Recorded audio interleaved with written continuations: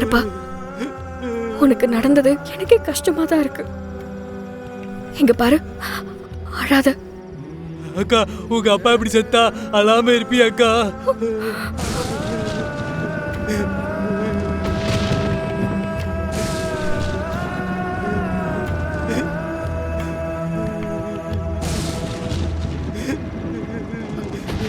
கேட்டியா கேட்டியா?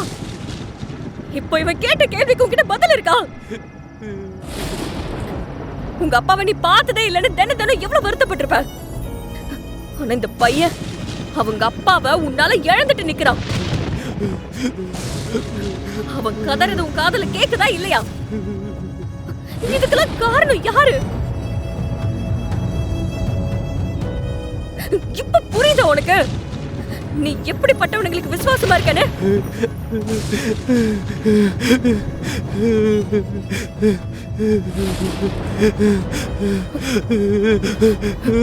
பாப்பா, இத பாரு, இவன் கண்ணீருக்கு உன்னால பதில் சொல்ல முடியுமா? உன்னால இவன மாதிரி எத்தனை பேரு இந்த ஊர்ல அழுதுகிட்டு இருக்காங்களோ. அழாதல தம்பி, இங்க பாரு, என்ன உன் அக்காவா நினைச்சுக்கோ. நான் இருக்கேன் உனக்கு. உனக்கு ஏதாவது ஹெல்ப் வேணும்னா எனக்கு போன் பண்ணு.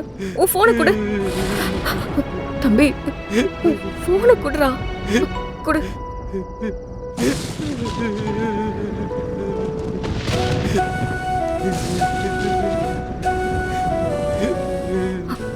இந்தா உன் போன.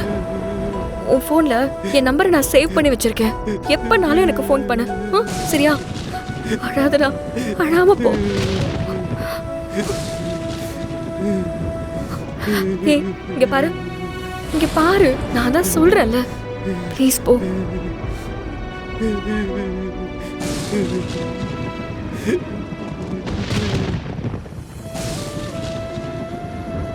இதுக்கும் ஏதாச்சும் ஒரு கதை சொல்லுவியே, சொல்லு.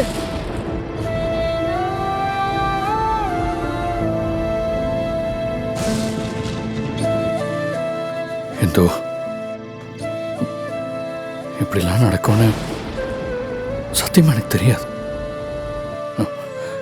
அண்ணன் வசூல் பண்ண சொல்லுவாரு, நான் வசூல் பண்ணிட்டு வருவேன். அது மட்டும்தான் என் வேலை. இதுக்கு பேரு வேலையா? நீ பண்றதுக்கு பேரு வேலையா? கொலை.